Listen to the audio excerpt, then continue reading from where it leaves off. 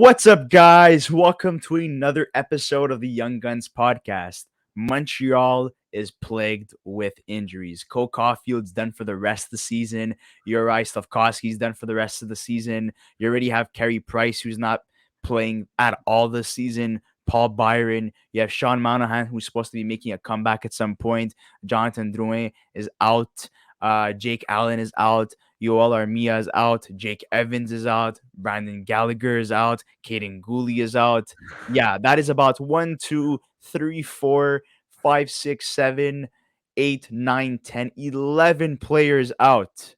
Right now, the Montreal Canadiens should be called the Laval Canadiens because of how many players from the Laval Rocket are currently on the Montreal Canadiens roster. But Yep.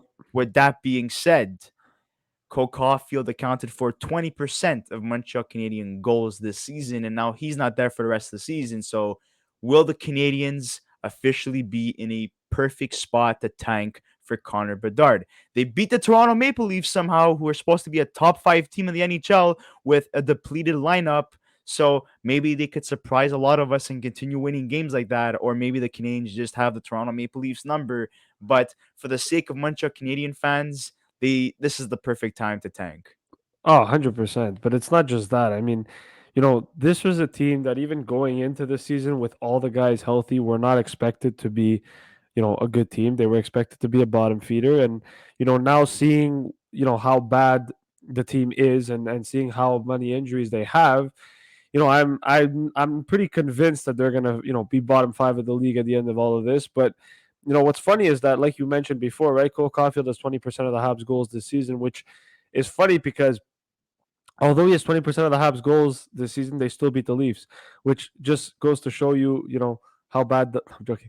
It goes to show you how crazy it is that the Canadians are relying on a lot of players from the minors. They called up Yessi Aloden, they called up Harvey Pinard as well. Alex Belzil played a game for them. Rem Pitlick, who Justin Barron too, but that's it. some of these guys are actually doing well. Some of them actually, Yeah. contributed to Primo, Montreal's, you Primo know, got called up too. recent success. So I mean, it's good in terms of development, but at the end of the day, you want the most dominant player probably in this decade, which is going to be Connor Bedard. At 17 years old, and he had in 33 games with the Regina Pats this season, 39 goals, 42 assists for a total of 81 points total. And his plus and minus is plus 26. He's Last insane. season, 100 points in 62 games, 51 goals, 49 assists with the Regina Pats. And with Team Canada wins gold, sets the record for most goals for a Canadian player at the World Junior Tournament and most points as well. This is the consensus first overall pick. We know that Vancouver fired their coach, but now they have Rick Tocchet. That could either work very well for them or work against them in terms of getting Connor Bedard.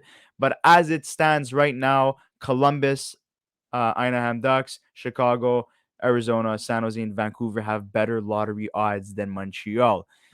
Columbus has 25.5%, the Ducks 13.5%, the Chicago Blackhawks 11.5%, Arizona 9.5%, San Jose 8.5%, Vancouver 7.5%, and Montreal with a 6.5 chance. Florida, they're doing well right now. They're not even in the bottom 10 anymore. So, that kind of hurts Montreal's chances at having Bedard, since they would have had 2 first-round picks in the top 10. So as of right now, it's not really looking too well for the Montreal Canadiens in getting Connor Bedard. I think it's way too early, and I think the thing is too that people need to realize is that although, like, I'm not saying that Slavkovsky and Gooley and Caulfield is going down as a blessing in disguise, because it kind of ruins a development season Those are for the the guys that Canadians. are supposed to be Yeah, playing. but that's exactly it. Like, they ruins a development season for the Canadians. So I think right now, look, you got to play games at the end of the day. You're not going to lose every game. That's kind of just how the reality of the NHL is, unfortunately. But when it comes to the roster that they have now, I know Samuel Montembeau is playing out of his mind, He but doesn't want Bedard the way he's right, playing. yeah, he's playing like he doesn't want Bedard. But, like, you know what? Like, at this point, with everything going on with the Canadians, it's just a matter of they're gonna keep playing games. They're gonna lose a lot more than they're gonna win, and at the end of the day, we're gonna let the chips fall where they fall. But look, Montreal's got an interesting schedule coming up. The next 4 games, they're playing Boston, Detroit, and Ottawa twice. Don't they Um, have the one of the hardest schedules yes, they still have one of the hardest half schedules. of the season? Yeah, to finish the season, exactly. And so because of that, it becomes very interesting for the Canadians. But the other thing is too, right, with the struggles that Ottawa's having, and obviously with Vancouver firing their coach and stuff as well. They're gonna be trading guys like Bo Horvat, Brock Yeah. Besser, so that makes them even worse now. Well, it's not necessarily that. I think, look, with the Canadians, it was really just Cole Caulfield. Now Nick Suzuki's kind of on his own. Apart from the fact that like Nick Suzuki and Cole Caulfield really were the only ones that got goals for the Canadians, it's gonna be what, Nick Suzuki, Josh Anderson, and Kirby Doc now. Like And I Kirby Doc, Hoffman, apparently Kirby Doc's playing with an injury right now, and they're questioning if they should just like put him on the sidelines for the rest of the year, or at least for a couple weeks.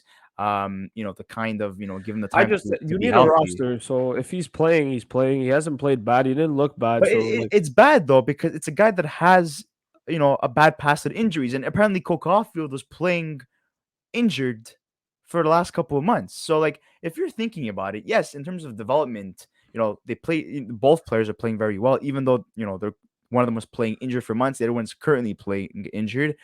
But when you look at the big picture, they're tanking for Bedard. They're not a competitive team.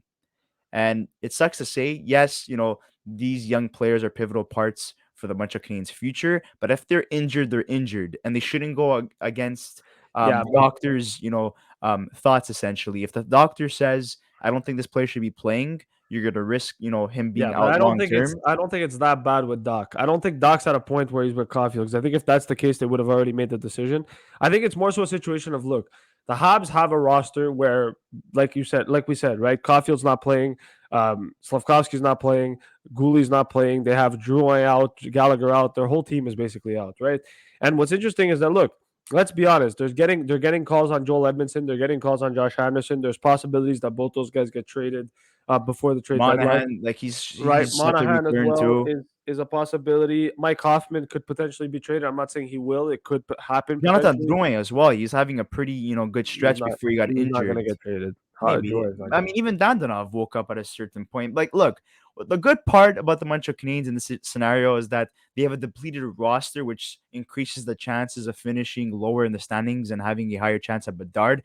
And the players that are injured are not players that are trade bait. So the trade bait is still up for grabs to be traded by the 2023 deadline, meaning that they're going to be increased in terms of playing time, ice time, meaning that their value could increase as well because now they're being put into a position where they're the main guys essentially, right? So they're going to be contributing for most of Montreal's goals, even though, I mean, they could be losing a lot of games and maybe they're the reason why Good. they're losing.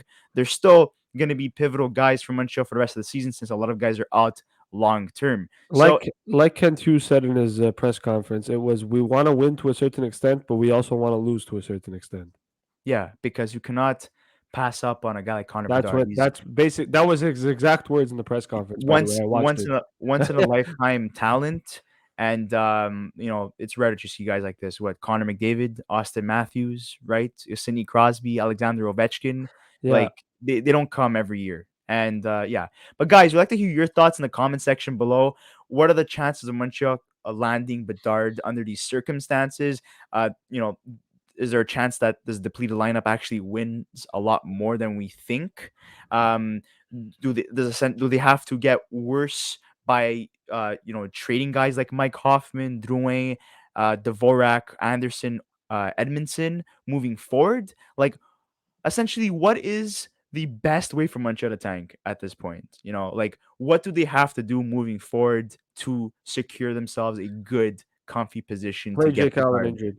Yeah, because they can't. I mean, because they can't at this moment rely on Florida because Florida right now they're hot, they're doing well. Tell Montembeau Um, to sit on the bench. yeah, or that.